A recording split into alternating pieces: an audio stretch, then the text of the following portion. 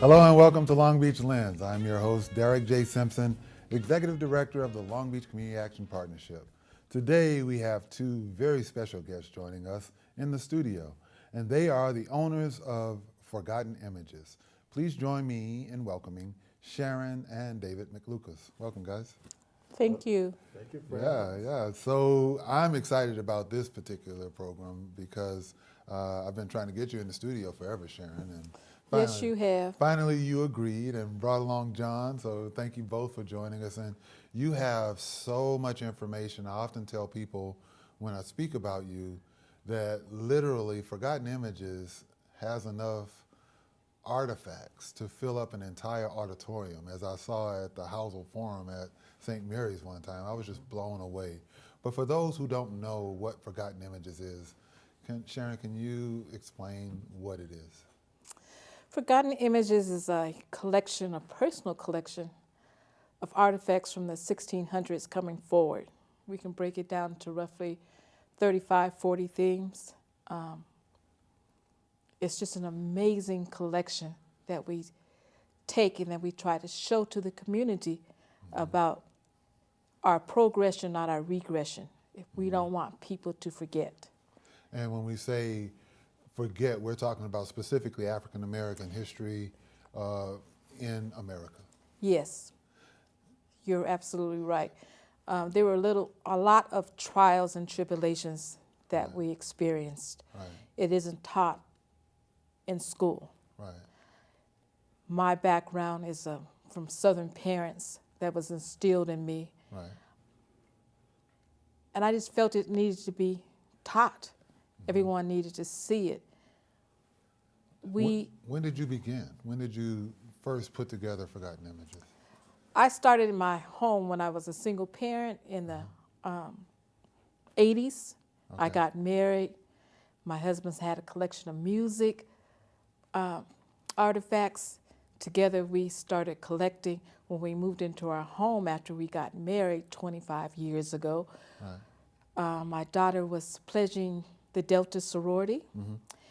And they would meet in my home, and all the ladies would say, "Oh, this house is like a museum. This must be shown." So David and I discussed it and toyed around with it, and we said, "Okay, let's do a small thing." We did something with the NAACP in Long Beach, and it was an overwhelming response. Right. As it should be. So she mentioned you, David. Now, you come into this with your own collection. And how has your role been in putting everything together? Because you have to go out and find things as well. Oh, yes.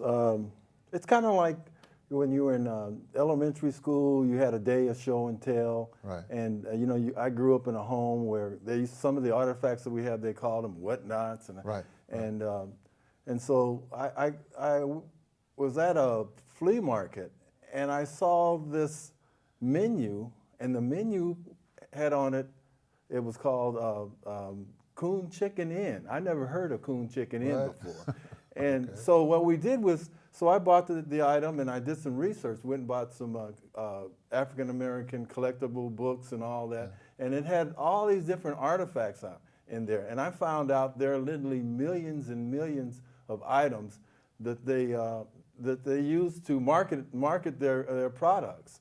So we went on a search, and we started actually looking for this, going to flea markets, going to antique stores, going to garage sales, yard sales, and we found out there are actually items out there that the public and that I have never seen before, never even heard of. Wow. And so it started off as a small collection and began to grow. And actually, tell the truth, we only have probably 10% of what's out there, and we have over 20,000 items. So.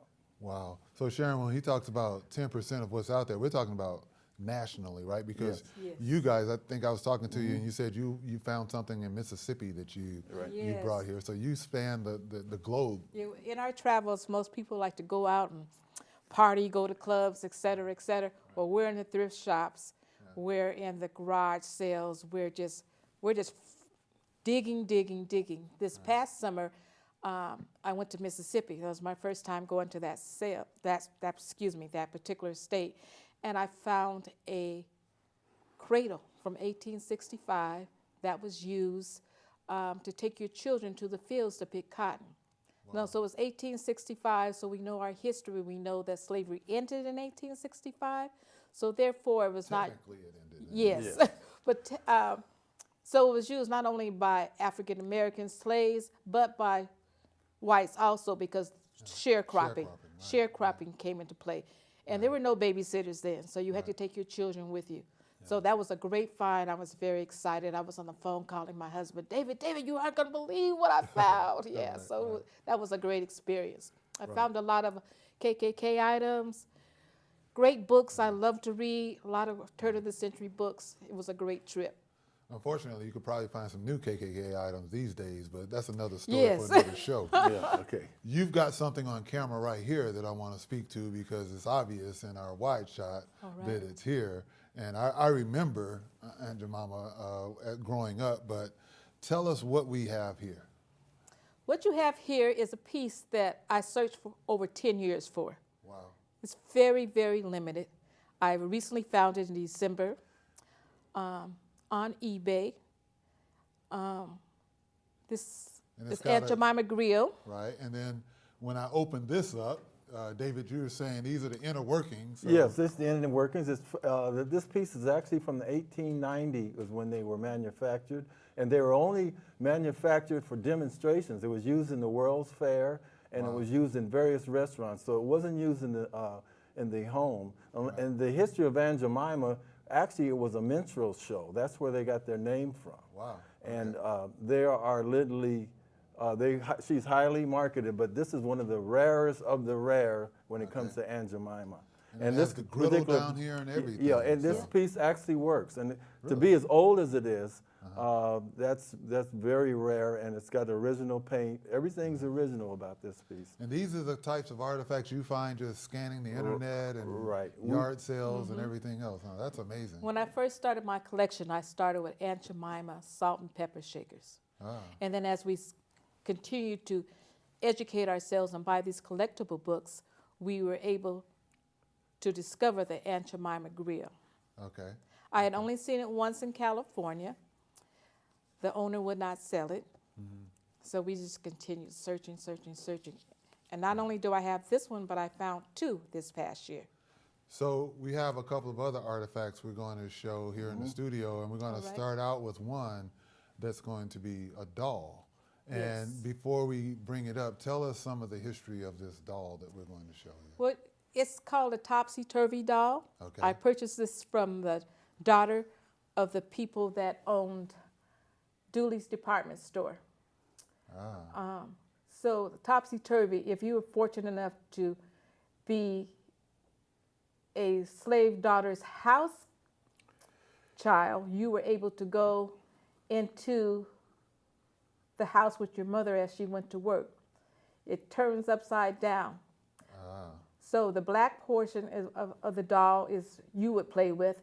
You turn on the other side, the doll is a light complexion, portraying a white child. And that's where the name comes from. Yes, and the master's daughter would play for it. So they would play together and rotate the doll back and forth. It's called Topsy-Turvy. Interesting. Now, Sharon, as they frame up the next shot, what would you say is the oldest artifact that you have? Oh, generally speaking, how far back in history would we go? I think some slave shackles. We have a branding iron. Wow. In the shape of an R. Okay. And we'll talk. David will talk about that later. I think that's the oldest piece that we have. Okay. And here in the studio, in addition to the doll, you brought some shackles, and we have examples. So, David, you're closest to it. So, on the screen there, if we start at the top left, what do we have there on the top left? Okay, on the top left, what we're looking at, there's a piece there that looks like it would be a jewelry that would go around your wrist. Right. Actually, in Africa, they didn't want currency. They had no need for money, so they traded. So they trade that brass bracelet for money for the slaves that they had. So that piece right there was used as currency. Now the piece that next to it is called it's like a ringer. It has rocks in it, and it went around your ankles. And so when the slaves moved about, they could. It's like a tracking device. Okay. It would make noise, so it's a rattle. So and then down on the bottom center, I guess you'd say, that would actually go around the slave's neck. It was a ring that would go around the neck. It would open up and go around the neck. Okay. And then on the bottom right there, it looks something like a bell. Is that? That is another device that they use. It had shackles that went around your wrist, and you had a bell that would be in your midsection, and it would actually ring every time you moved. So that was another way of them tracking them. Now, as we come back to the set, not only do you have these items, but there's a video that you also provided us, and they're going to bring up that video in just a moment. But you're constantly out and about in the communities with your displays, correct? Whenever you get that opportunity? Yes, we're always out. This is the beginning of our season, which start in January. Okay. And here is one of those opportunities. So just give us some insight, Sharon, on where we were here. This was taking at the Andy Street Association Black History Month. Laverne Duncan puts that together and Laverne does a great Duncan, job. yes. Yeah. It's for youth from that particular geographic area. She's the executive director. David and I give audio tours of the exhibit. So it can be a walking exhibit, but we give an audio history of everything. And you have like saws, and I saw a plow there, and just all sorts of things. I've even seen actual bales of cotton. Actually, There you go. That's 500 pounds of 500 cotton. pounds of cotton. 500 pounds of cotton. Okay. That is a statue, Jocko Boy, that was commissioned by George Washington, of a slave that froze while watching the horses. Froze while watching the horses. Signs from the Underground Railroad. That's Sealy mattress. Yeah. Actually from Sealy, Texas. Just all raw sorts cotton. of artifacts. Yeah. So as we come back to the set, we're going to have to go to a break, and we're going to come back and share some other things that you have. And I know, David, you were going to try to get a word in there just before we went to the I'm break. the tour guy. It's just so much, much information. We're going to take a short break, and when we come back, we will continue our conversation with Sharon and David McLucas with Forgotten Images. Stay tuned for more of Long Beach Lens.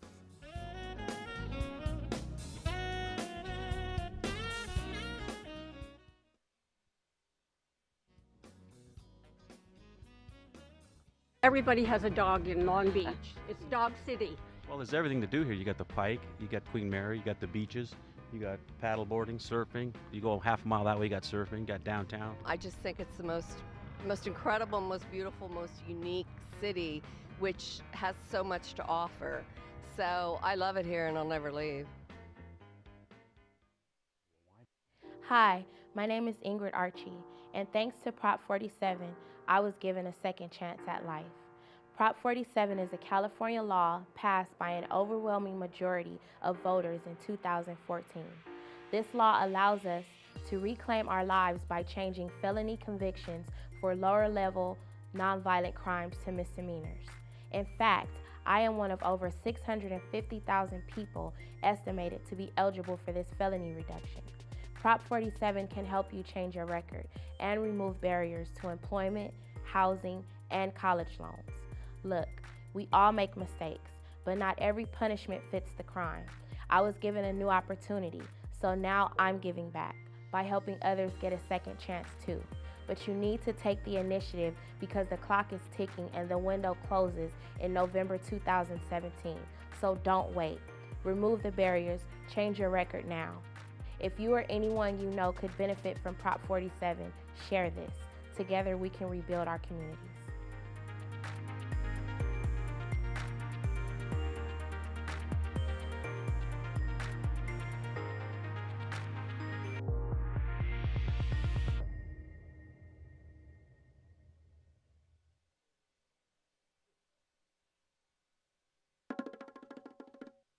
Hey, I'm going to give you a few study tips if you are one of those people who find it hard to study. Tip 1, find or go to a place where you can relax and focus. Tip 2, start by studying the most important information. Tip 3, read and understand sentences one at a time. Tip 4, form a study group and make sure that they are also serious about their work. Tip 5, write on some flashcards and try to memorize them one by one. And now you know.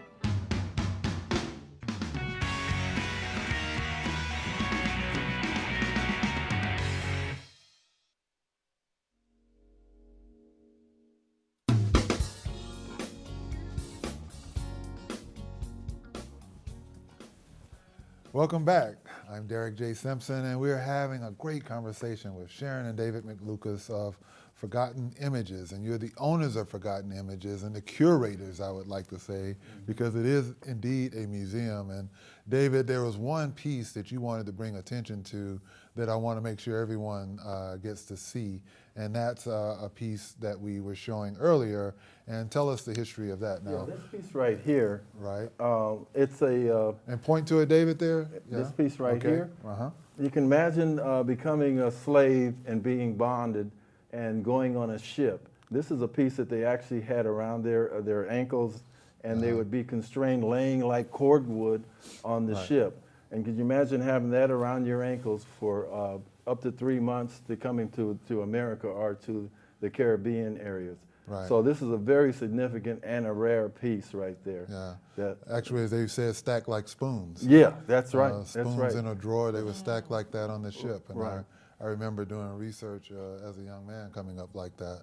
You have so much history, so it's like bringing history to life, that you're not just reading about it, but you're actually like more in 3D able to experience that.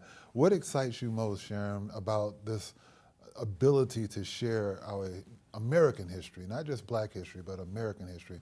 What excites you both? I'll ask you first, Sharon, about this. I think when we tell the story, the looks on the faces of amazement, of unbelievable, in the comments, it's just, it's really sad. Some people cry.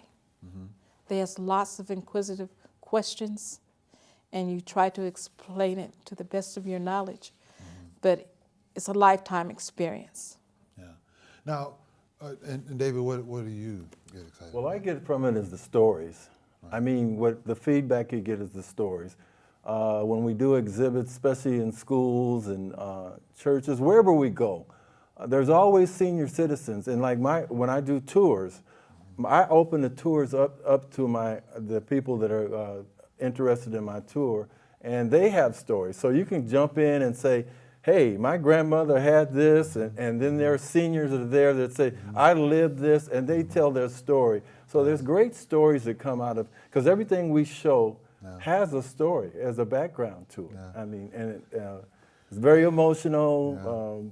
You know, it's almost like a confession thing, because people come in and they tell their story. Yeah, it's interesting you say that, because as a young man growing up in Mobile, Alabama, my grandmother, my great-grandmother, in the 60s would tell me about stories of her grandmother and mom getting beat as slaves. So slavery isn't that far away. That's why I said technically it ended in 1865, but in reality it didn't. And the last slave ship landed in my hometown of Mobile, Alabama. Really? That was the slave ship Clotilda. And that was on a bet that the captain said that he could run because slavery had already been banned, and he won a bet that he could get another ship of slaves into the United States, and they landed in Mobile, Alabama. And there's a big monument downtown saying that's where the slave market was. Wow. So personally, this show means a lot to me because we're not that far away, you know, from that oppression physically, and we still seem in some ways to experience it emotionally and otherwise as well. One piece that's very close to me is my grandmother's iron. My grandmother had 9 children. Her husband died. She took in iron during the Depression. I told my mother that my big mama was an entrepreneur. And she said, what are you talking about, Sharon? I said, Ma, she had 9 kids. Everyone survived. She had to compete with a lot of women in the same situation. That's an entrepreneur. She was a strong woman. It is. Yes. It took strong women and men and children for that matter to not only deal with those scenarios, I would imagine, but also come out of it as healthy human beings, healthy emotionally and physically. When you look forward, both of you, because I know what we have here is not even a thumbnail of what you have to offer, and it just hurts me when I think you should have a museum someplace, not just for African American history, but as I said, for others as well. What's your vision for Forgotten Images as you look into the future? We would love to have a building. Right. I want to leave this for my daughter and granddaughter. Right. I don't have a lot of property to leave them, but I can leave them a history Right. that they continue on, that they can continue to share. I'm very passionate about it. We cannot forget how it began and where we're going. And I want all to know, we have a national museum now in Washington. We have a lot of the same pieces. Wow, right here in Long Beach. Right here in Long Beach, we have a lot. Yes. We've worked with the Smithsonian on local levels. Okay. When they first started the museum thing, David and I went to Los Angeles and took some of our film memorabilia.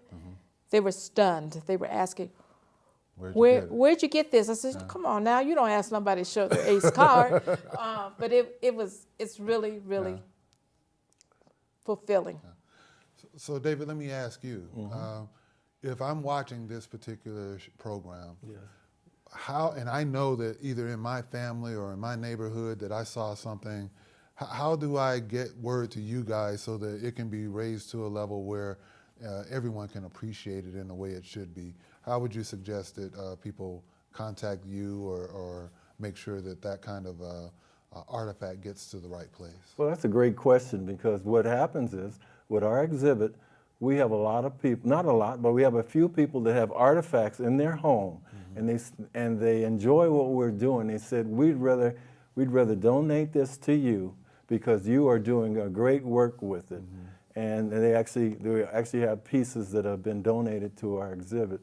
You know, you can reach us on our website, which is Highly Favorite Ones at Verizon.net. Highly Favorite Ones at Verizon.net? Okay. Right. And Ones is spelled out ONES. Okay, all right. And you have different events coming up, and I know by the time this show airs, some of those events may have passed. But Sharon, can you just give us an idea of the types of events in the Long Beach and greater LA area that one might find Forgotten Images? We have 2 shows at Long Beach City College, both campuses. We have Query Mother Pacific. We have LA Harbor College. We have a show February 2nd, 3rd, and 4th at the Expo Center in Bixby Knolls. And we have our first Forgotten Images show coming up June 2017 for Juneteenth. All right. So stay tuned for that. Now, for those who don't know what Juneteenth is, can you share? Juneteenth is when the slaves in Texas heard the news that they were free. It was a very jubilant celebration, spirit-filled, and Juneteenth is celebrated all over the United States. And that was significant because that was long after slavery was actually 2 years abolished. after. So they still, for 2 more years in Texas, didn't let the slaves know. Did not let them know. They were toiling away. Yeah, it's so much to learn. You guys are such a special couple to bring this. Now, we have another video that we're going to share, because these exhibits and these shows that you have, you're fortunate to have people sometimes get video that you can capture for your collection. And in this one, I think this is the March on Washington. So what is significant about this particular picture? Significant about this is kind of like an overview of what we're all about, and how we started, and the support that we received through the Smithsonian, and the different support that we got, like through the NAACP, for Naomi Rainey. Yes, Naomi Rainey. And it's just a quick overview of what we display. I mean, it's very significant.